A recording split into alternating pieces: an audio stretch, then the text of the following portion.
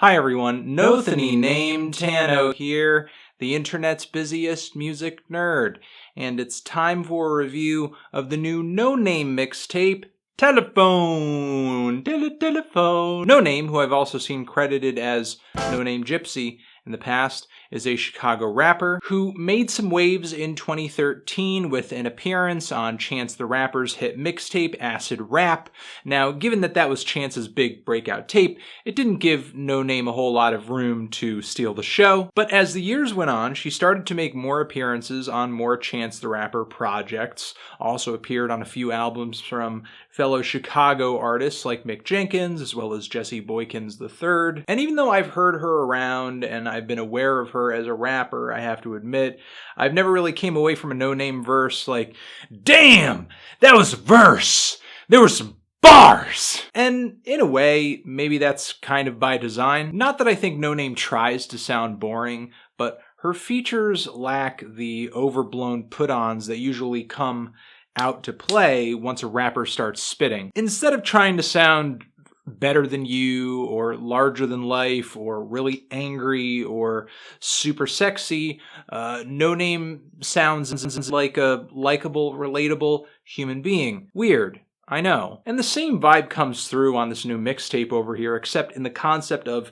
an entire project, this very subtle, soft-spoken delivery that Noname has going actually has some impact to it. It's kind of like she was that girl at that party who didn't really stand out because she kind of kept to herself and wasn't really trying too hard to get anybody's attention. But away from the riffraff and the hustle and bustle, and in the setting of this very intimate mixtape, it is revealed that she is in fact one of the sweetest and smartest people there. Now this thing is 10 tracks, it's about 33 minutes long, and the project gets sweeter and warmer with every cut. Telefone is kind of like a big, loving hug, and not in a corny way like the music's trying to be overly happy and force you to be in a good mood. Rather, Noname's really positive attitude throughout this project is so natural and comforting that it's infectious. And the music on this thing reflects that too. Of course, it is not surprising that she is rapping over a lot of very smooth, jazzy, soulful instrumentation. Not a surprise because she has worked with Chance the Rapper on numerous occasions, and that's obviously a sound that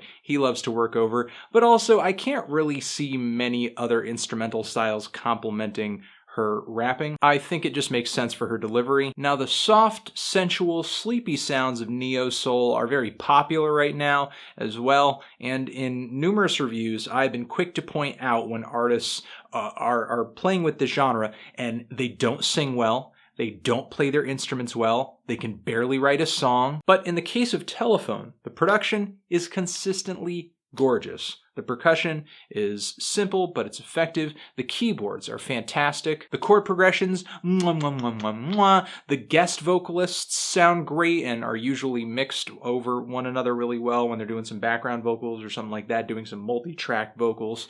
And Noname, while she does sing on the project, she never really takes lead, and I think that's because she realizes that she's more of a rapper than a singer, and this project is better for it. Instead, she does her best, and I think succeeds, shining through on this project with her very personal and personable lyrics. Like on the song Yesterday, where she has a funny little line about wearing tennis shoes to clubs with dress codes because fuck, they're clubs. While the second verse of the song is loaded with nostalgic allusions to life, her past, her grandmother. The song Sunny Duet has these very pretty, sporadic doo-doo-doo vocal harmonies that pepper the intro of the track, which are really ear-grabbing. And once Noname starts rapping, it's really cute and heartwarming because she's kind of just like spitting bars about being in love and rapping about a crush. On the song Diddy Bop, there are numerous references to her mother in her lyrics, specifically moments when she was a kid and was getting in trouble and would be threatened to have her ass beaten. There's just something really sweet and heartwarming and innocent about these tracks, even as Noname is rapping about things like the drugs that she's not doing anymore, or that her mother's worried about her because she likes alcohol a little bit too much. It's her lyrics, and it's also her delivery as well, which occasionally I think, while it is quiet, it does get so slow and so lazy that it is a little bit of a turnoff, like on the song All I Need, where in the second half of the track she just kind of stops rapping for some reason. But then the song Reality Check shows how capable of a rapper she really is, as she keeps a pretty steady flow from the beginning to the end of the cut. Also, one handful of bars that stuck out to me: 17 moments and cloudy days on my snap, mysterious aberration illuminated the trap, my telephone calication synonymous with the sunrise now is against the foreground. I thought that was pretty poetic. Also, the song Casket Pretty, very short track. Wish it was longer, wish it was more explored, because it's one of the heavier songs topically, but it's a very dark song despite how sweet the instrumentation sounds, talking about how her friends are young, they're casket pretty, they're sort of at that age where their lives are most threatened by the ongoing violence in Chicago, and violent police officers too. As she raps in the song about hoping her friends make it home, hoping her telephone doesn't ring with, of course, bad news. The song Forever is one of the peppier, smooth, and upbeat and catchy tracks in the track listing.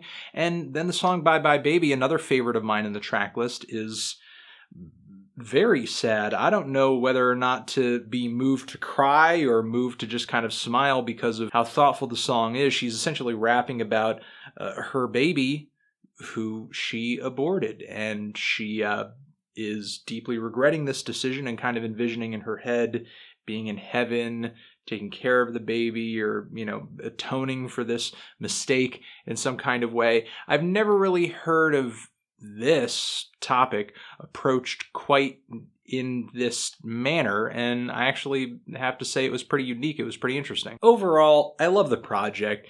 It has its obvious shortcomings. I think Noname could do a little bit to make her rap style more engaging, occasionally with the muddy vocals. It does sound like this thing was recorded on a potato. Plus, I would like to hear a couple more focused song topics and verses on the next project. All that being said, though, Telefone is unquestionably one of the nicest, one of the kindest, and one of the warmest mixtapes I've heard this year, a project that I think is going to greatly reward sensitive and patient listeners. I'm feeling a light 8 on this thing. Transition. Have you given this Noname tape a listen? Did you love it? Did you hate it? What would you rate it? You're the best. You're the best. What should I review next? Hit the like. If you like, please subscribe. Please don't cry if you happen to disagree with my thoughts on this tape. Have a good one. Thanks for watching. Bye.